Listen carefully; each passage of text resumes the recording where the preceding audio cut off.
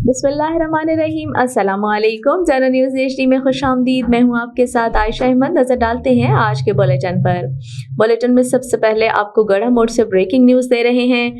मंजूर जट की रिपोर्ट के मुताबिक गढ़ा मोड़ में दिन दहाड़े डकैती की लर्ज़खेज़ वारदात। खानेवाल रोड पर नज़ीर ट्रेडर्स पर 3 नामालूम मुसल्लह नकाबपोश मोटरसाइकिल सवार डाकुओं की डकैती की वारदात। लाखों रुपए नकदी और मोबाइल लूट कर फायरिंग करते हुए फरार हो गए। CCTV फुटेज जनरल न्यूज़ ने हासिल कर ली।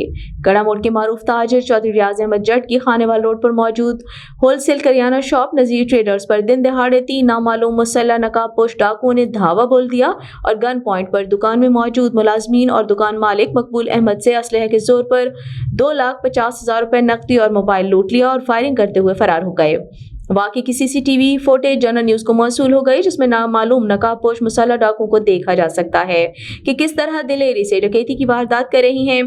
पुलिस थाना गढ़ा मोड़ डकैती के इत्तला के बावजूद मौके पर ताखीर से पहुंची, जिस पर ताजिर बरादरी और शहरी सरापा एहतजाज हो गए और DPO बिहाड़ी मोहम्मद ईसा खान समेत दीगर आला हुक्म से डाकुओं की फौरी गिरफ्तारी का मुतालबा किया गया। इस मौके पर SHO थाना गढ़ा मोड़ शबीर अहमद डोगर का कहना है कि मुल्जिमान को जल्द ट्रेस करके गिरफ्तार कर लिया जाएगा।